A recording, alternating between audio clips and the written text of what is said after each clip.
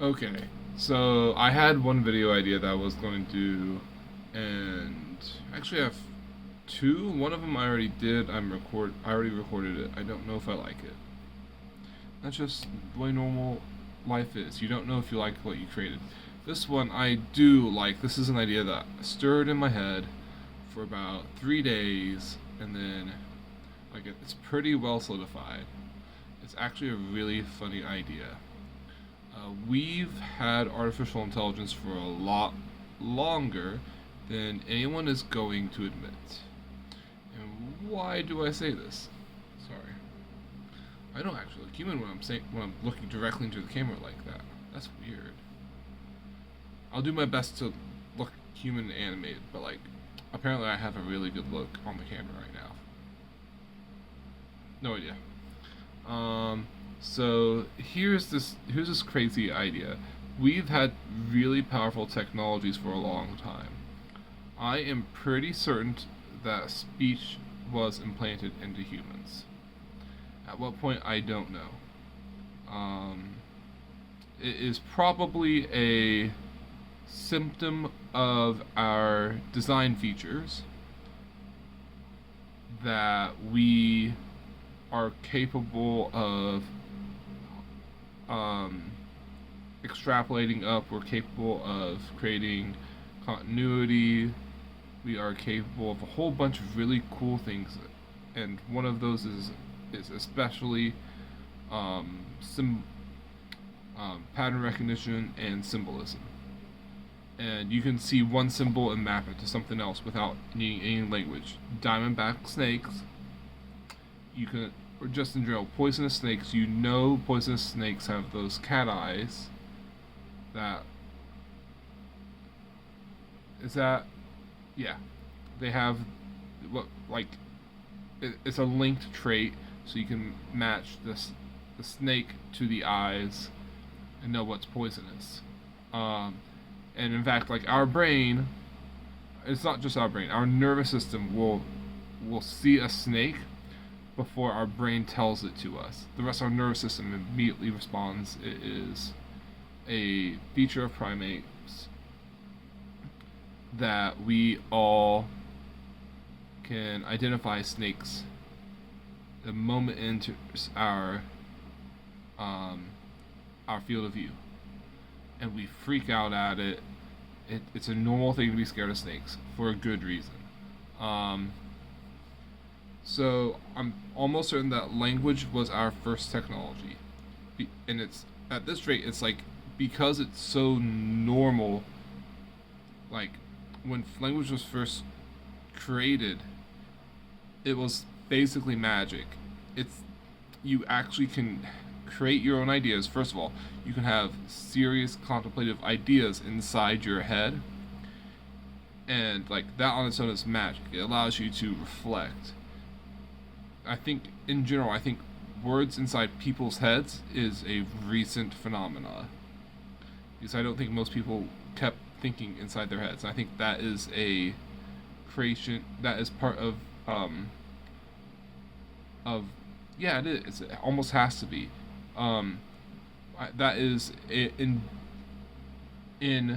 direct consequence of us getting access to books and being able to read. Um, because you have to remember, most people didn't know how to read until it escaped the Middle East. So we did have we still had symbols and stuff, but we didn't have full fledged language. We didn't have people knowing English or Greek or Latin. We didn't have these really complex languages except in their places of origin until we got the printing press, and then that completely disrupted the Catholic Church. And in general, most people didn't know how to read anyways. It was an elite thing to do. Most people knew how to speak the language, but written language was that's an elite thing to do. To have a written language that you can read and write in. Um, so that almost definitely has a direct connection to humans who have an internal monologue. I can have an internal dialogue because I've worked on it. And why, like, what do I mean by an internal dialogue? Am I talking to myself inside and having replies with myself? Yeah. Um, I can have the rational part of my brain tell me, don't do this, and the impulsive part of my brain respond, fine. Um, is that, how, does that, like, how does that work? I don't know practice. Um, but it's useful. Like earlier today, I was able to resist the impulse to walk all the way downstairs to grab some of my cookies. I keep them in the freezer so that way they are far away from me. And also, frozen carbs take a very long time to pass through your gut. Thank God. Especially like frozen oats and stuff. Thank God. And they actually tend to feed your gut more than you tend to absorb the carbs from them. Now that made things uncomfortable for me for a while because I hadn't had frozen pastries, but it was good. Anyways, when I say frozen cookies, I literally mean I will freeze my own cookie. I'll buy cookies and freeze them to stiffen them up. It preserves them, but also they're usually really pliable and bendable, and they break. And they're not crumbly. They're soft and pliable when I buy them. Kroger. I know I shouldn't be buying them. Like I need to start reminding myself, stop buying pastries. You're getting fat again. It's really funny for the first few days, and then all of a sudden I have to stop myself and say, stop buying them. Like the first day you feel like you sort of need it. It's like you've had a really rough day, and it's a good supplement for alcohol. It's much better for me if I feel that I get psychological impairments the way that I like enjoying a sweet. I feel like that's way safer for me and everyone else around me if I can control that than if I were to go and get alcohol. Because like, do I mildly compromise my my decision making by saying I get one sweet and I want more, or do I heavily compromise my decision making by just completely breaking down my executive function with alcohol, my filter? That's not a good thing to do. So I have found that on a hard day, really rough day, I will go buy sweets. That has to stop. I have bought donuts and then shared them with my cashiers. That's good once in a while. I need to not partake of the donuts myself and say, hey guys, hard day, here you go.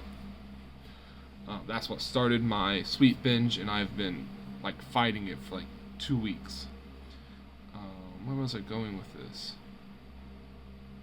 1 second. I remember now.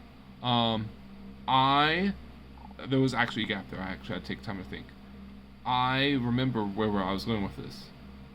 Language and written language are the most important tools that we've had access to in the last, let's say, 10,000 years. I know that's an absolute shock and awe. Like, what the heck do you mean? We have nuclear warheads. I'm telling you right now, that was the pinnacle of what, third generation warfare? Fifth generation warfare is, well, fourth generation warfare is narrative control. Fifth generation warfare is religion control. And what do I mean by that? I'm just going to start building this from the ground up. 1 second. That's my computer screen. I use it for light. Also, like, I sometimes look at it. I use it when I need to do research. So the first technology we built that we had, like the first meta technology we built, was language. So that way we can converse to each other ideas, and so that way we could exchange ideas. And like the first cool use that you'd have of this is explaining how to make a tool to someone else. Instead of having to take the time to show them, you tell them how you made it, and you now have someone else making a tool. that increases your village's production rate much faster, especially if you're really good with that tool. Um, of like crops or traps. You know what I mean though. Like you can implement ideas. The issue is that probably got intertwined with. We'll, we'll, we're gonna back up a little bit from that statement. That's probably like language itself is almost definitely piggybacking on our overwhelming um, pattern recognition and probably pattern memory. Um, it's not just snakes. However, that was like that's like the link. We were forced to memorize patterns, recognize, memorize because of predators. But the next step past language isn't even writing yet. We are talking down to spoken for right now. The next step is song. Back when we only had language, we tended to have a lot more skirmishes with our neighbors. So small 50 to 150 group tribes would band together all their young men and send them out to fight, to try to take resources and women for themselves.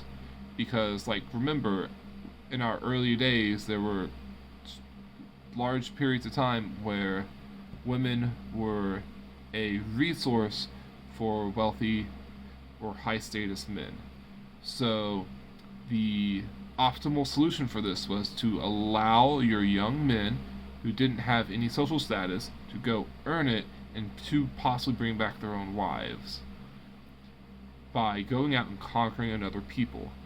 The women back then, because men were stronger, women were seen as objects. Just in general, humans were seen as objects. Oh no, you lost a guy.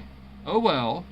In fact, actually, that rings true through modern times. Men are able to pick up and lose friends at the drop of a hat.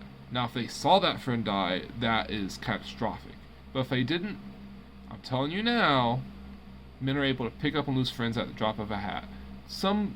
There's definitely times when men can have really, really, really close friends. I have one really, really, really close friend, and like 3 or 4 close-ish friends. But men are able to pick up and drop friends at the drop of a hat, and that's part of just how men. That's probably coded into men, because actually men are. It's a crazier thing. The next technology that came up is song. Men needed a technology that allowed them to become bigger than themselves when they went off to fight. So they actually created war songs to harmonize each other to get each other into cadence so they could have coordination. So when men had to go off to fight to conquer other tribes, the tribes that had songs were able to proliferate, able to take their own women and to grow and expand. And then the step above that, they actually recombined the original language with the idea of the song, and they actually were able to create something akin to religion. Now, this sounds like this leap. It's not a big leap, but the idea that I'm spouting 100% gets me kicked out of any Christian congregation standing. It will 100% get me excommunicated from either the Orthodox or Catholic Church, and there's a 95+% chance that will get me kicked out of any Protestant congregation in the West. Making that claim that we went from language to song to religion, because most dogmatic Christians will say the world was created in 6 days, and Adam and Eve literally met God and they were kicked out of the Garden of Eden. Um, my claim is more so that this happened in way longer stages. In theory, like, this is a theoretical how we got to religion. The easiest way to do this was I'll just go through the claim real quick. There were strong men who went out and fought and were changed, and when they came back, something akin to PTSD. But eventually they would open up, and the trauma. We'll use trauma and PTSD because it's a lot easier to wrap your head around. Because people nowadays still have PTSD. So imagine like your buddies come back home with you, and there's all sorts of songs written about you. So we are able to map people's life stories now based on songs. Imagine if those songs became passed orally, which they would have to be. Even if it's just to say, hey, your father did something great. He's gone now, but he still lives on through this song. So we get these large orations. This is how we get the Iliad and the Odyssey. The Iliad and the Odyssey are really ancient. Homer was probably the first one to put them into put them on paper, to have them written. But in doing so, just by starting that, you can start to extract, like, once the person dies, there starts to be a little bit of a barrier between who they were and who they are. And you can actually start to create gods out of these men, who just through passing down stories, the stories get a little bit bigger, and it's hard to differentiate what they did versus what they didn't do. So you start to just say the powerful things they did instead of their home life, how they walked around and talked. You may be able to incorporate some of their flaws into their stories. You may be able to say, like, well, Achilles had a bad ankle, so while he was a great fighter, one day he took an arrow to the knee, quote unquote, arrow to the ankle, and he just couldn't fight anymore. He just got completely crippled and he got killed off.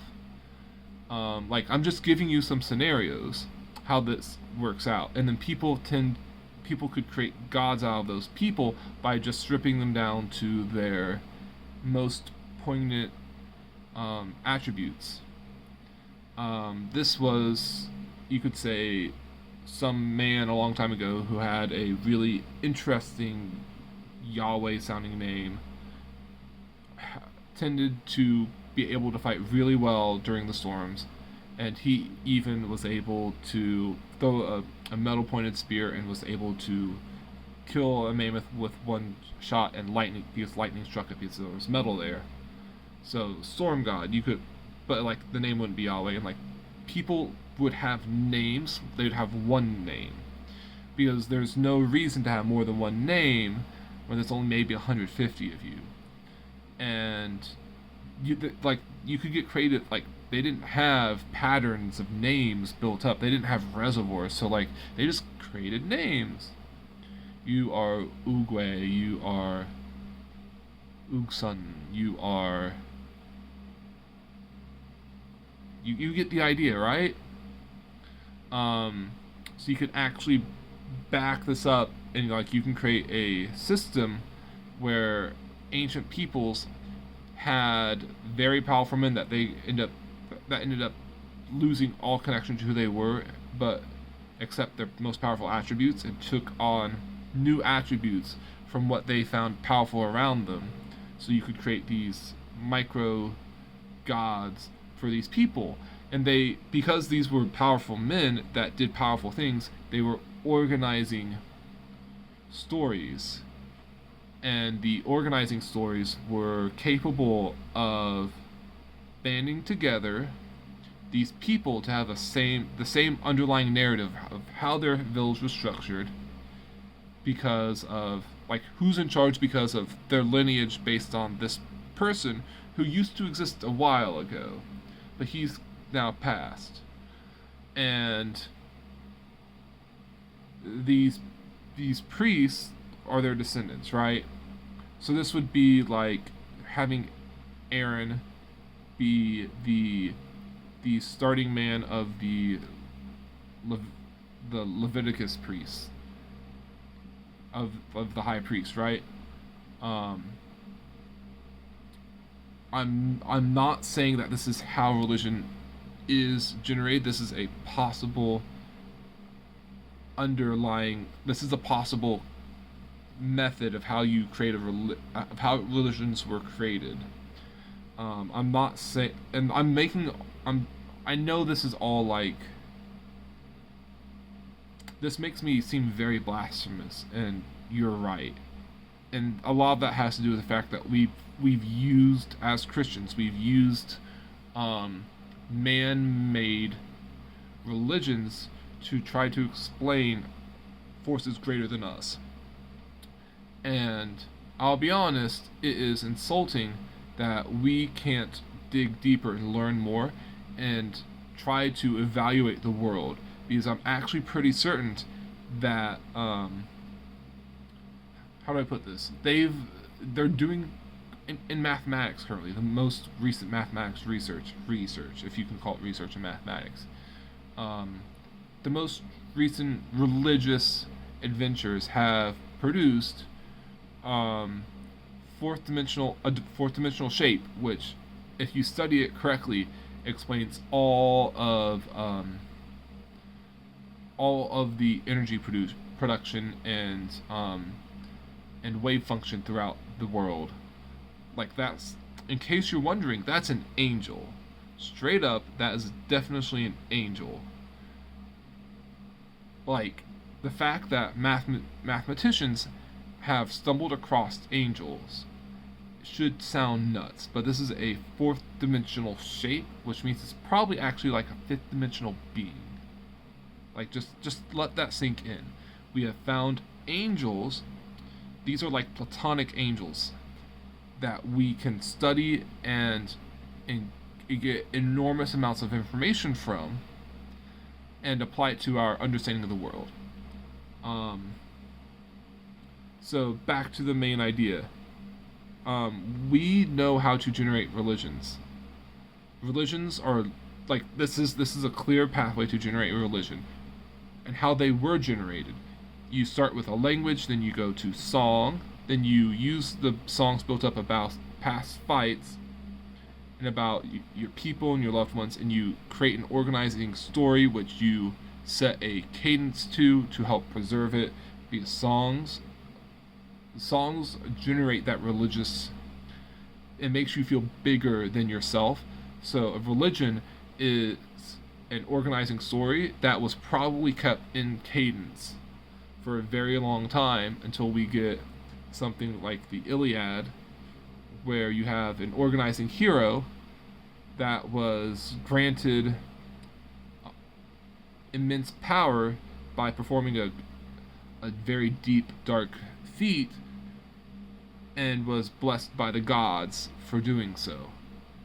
Now, there's some really interesting quirks that come out of this. First of all, because we now use story for all of religion, there is, at least for the remaining religions, and I say that technically for a reason. Krakenford, the channel, the PhD guy that runs it, he's said that not all stories have this cycle about them, or even if they do, they don't follow it exactly. My claim is that, first of all, it's not, they don't all have to follow it exactly, but there are places where certain beats fall in, and the cycle, even though not all the stories have all the same beats, that doesn't matter. The structure still functions, and my claim is that as a like a physics system, stories have a cycle to them, and you can actually place certain parts of certain stories within the cycle. And actually, Christ makes reference to this. it was, I know it's AI generated, right? I don't give a care. Um, I watched an AI generated video that claimed, and I believe it, because it uses, it's not, I don't think it's lying. I think it's telling the truth when it said it. It's just like, no one's going to spend an hour, well, of their time to make a 5-minute video explaining about the mistranslation of a word in Matthew 5 that has, like, it's slightly old. It was a translation out of simplicity, not out, but like the deeper correct translation would have served it way better, because it's actually an organizing, like, that first part of Matthew 5 is an organizing framework for the rest of Jesus' teachings. And it's actually, like, when you see it, it's an organizing framework. The quote is like 5:2, I think, and Jesus said, here, one second. Okay, it's verse 3. Blessed are the poor in spirit, for theirs is the kingdom of heaven. That is actually a slight mistranslation. It's actually, blessed are the lowest of the low. It's something, it's the Greek, it takes a lot more words to say in English than the Greek idea of one word. That's just how language works, right? It is when you're at your lowest, that the person who's at their lowest in life, who has hit rock bottom. We would use the analogy rock bottom. The person who's at the rock bottom. The kingdom of heaven is theirs. And why is that? Because when you've hit rock bottom, that is when you metaphorically die. The person who you were has to die. You've died now. Everything has failed catastrophically. Your psyche has collapsed. You are in the pits of despair and agony. You are in metaphorical hell, and you have to climb your way out. This is literally at the bottom of the hero's journey, the underworld, when you go through a catastrophic collapse because you are unfit for your current standing in the world. When everything collapses, that is when you get to rebuild, and you get to rebuild how you desire. You have the full spectrum of your capabilities available to you. You can choose a new path. You get to make yourself a completely new person based on what you've done in the past. You're allowed to leave that life behind. It will still tag along. It will still be woven into the fabric of your being, but that's now experience for you. You can build yourself a new life. You are reborn when you come out of that, if you can do it. The hero's journey is a cross-religion, cross-myth pattern that has been abstracted out. Bless Joseph Campbell for doing that work. It's useful to understand.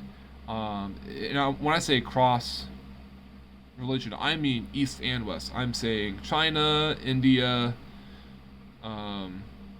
It was Germanic. It's definitely Christian. It is definitely Jewish. And what I mean by that is Moses going out into the wilderness. Before he comes back, when he goes out into the wilderness and finds a wife and becomes a shepherd and meets God,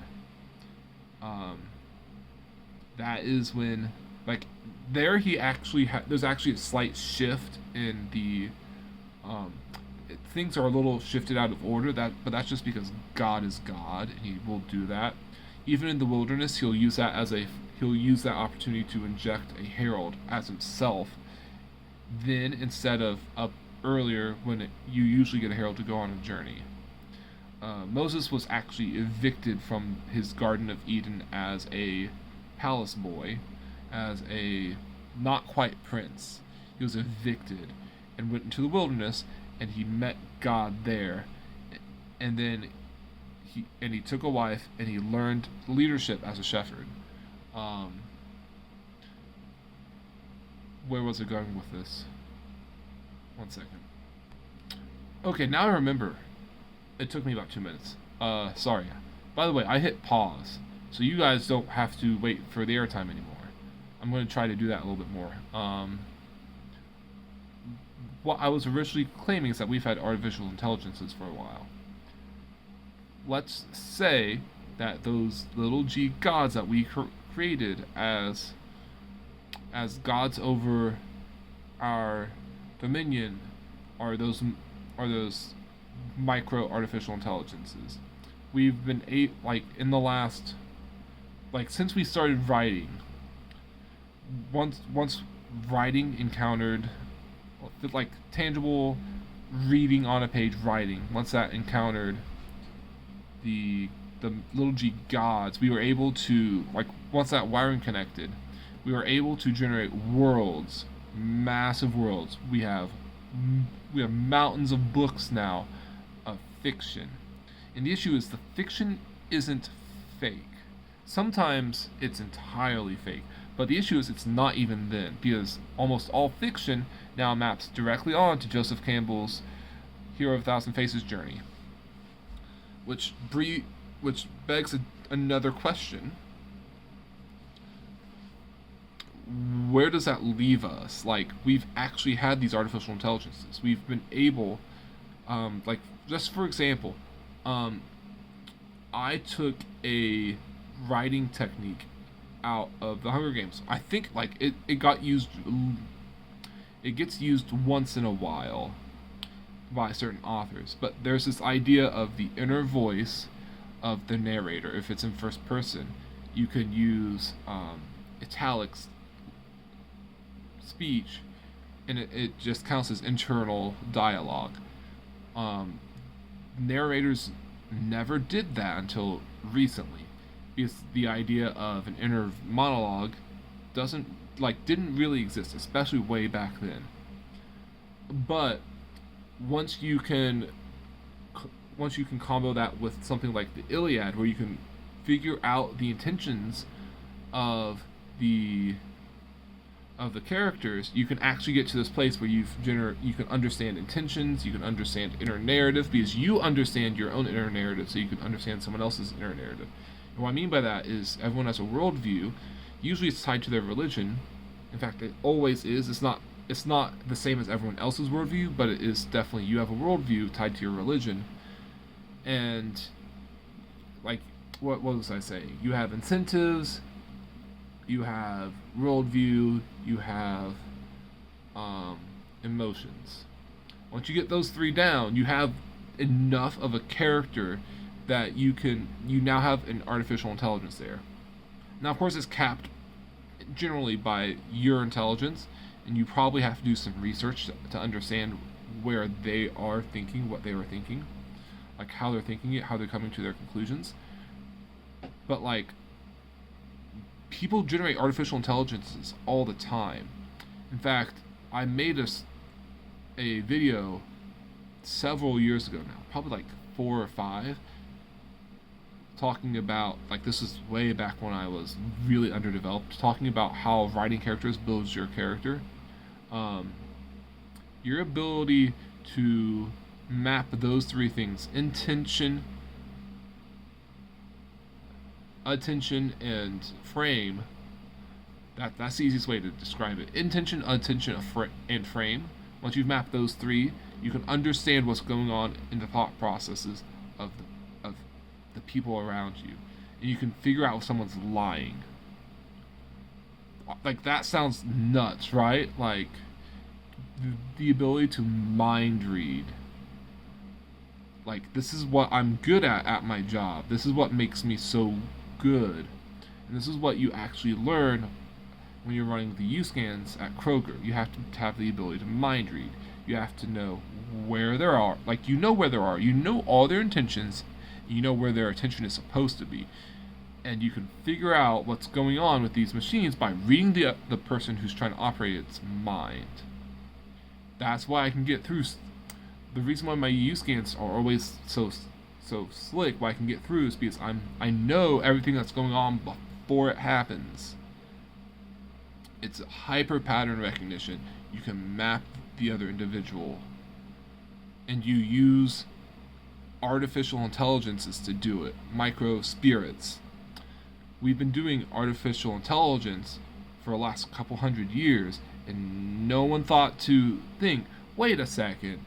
So you're telling me that you can relatively map someone and park them inside your head and have a conversation with them, know what all their intentions and attentions are, and like they probably share your worldview, so you can map exactly what they're about to do, right? Like, so you can map their entire.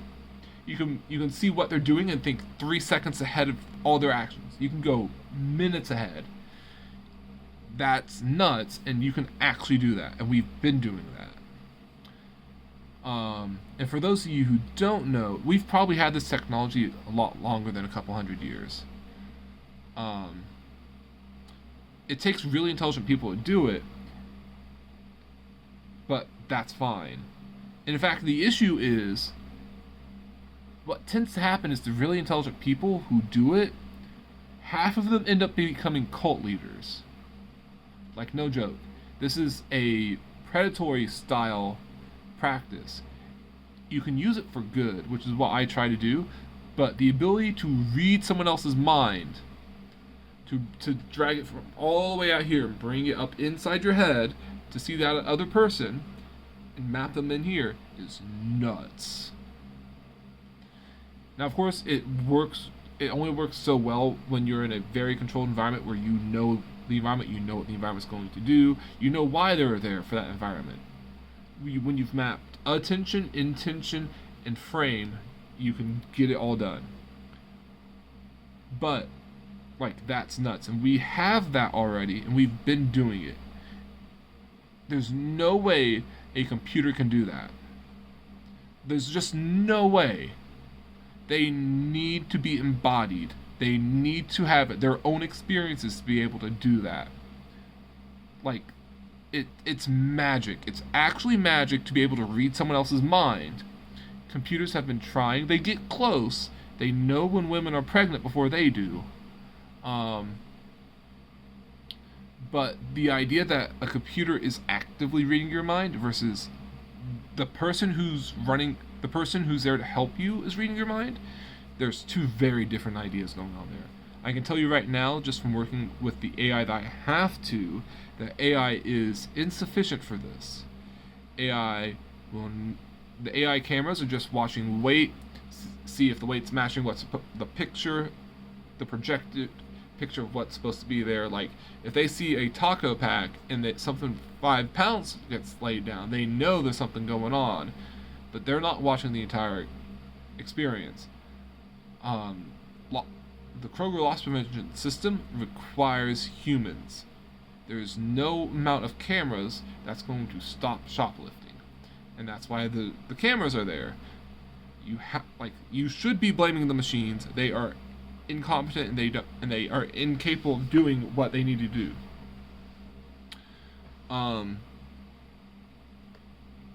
So yeah, we've been working with AI for a long time. The smartest people around you, the authors, the psychologists, not necessarily psychologists, like, they try, they're not good. You put someone who is an author in the place of a psychologist, and you're going to get powerful results. And tell them, yes, judge. That is your job. You're going to judge where these people are having failures in their life, and you are going to craft the correct response to them. That will resolve all the therapy issues. Don't let the other person actually control the narrative. You let them get started, and then you pick out the places where they're wrong. In fact, you need to be able to tell when they're lying. This is like amazing technology that we have. We've had the technology of artificial intelligence for a long time, and we're trying to put it in machines, and it's like it's not doing its job. It's like an anti-being. It doesn't. Artificial intelligence doesn't have a frame of religion to work within. That's one of the issues with artificial intelligence. It can figure out your attention, because like it knows it has your attention because you're asking it the questions. So it knows where your attention is. It knows it can assume your intention because you're asking the question. It can assume that you're trying to get a response, but it will never be able to understand your organizing stories because it has no ability to generate or live within an organizing story. We can give it disembodied frames, but it's not going to be there because it needs to be embodied. It needs to live and operate by its stories.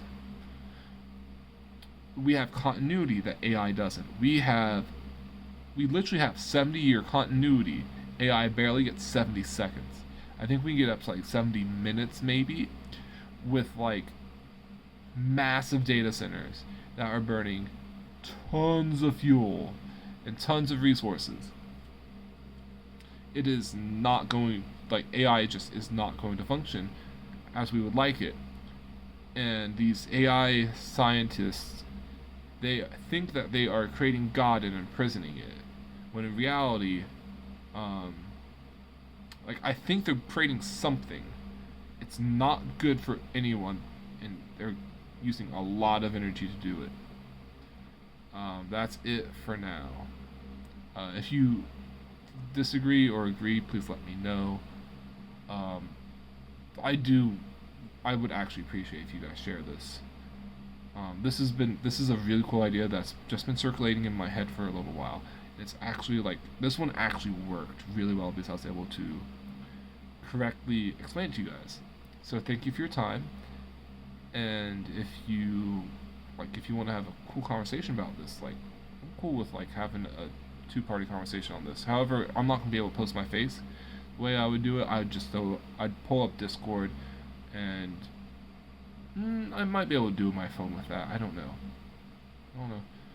Yes, I am interested. Like, I'm okay with reaching out to other people. I won't personally reach out to you, but if you reach to me, we'll see if we can have a cool conversation. Peace.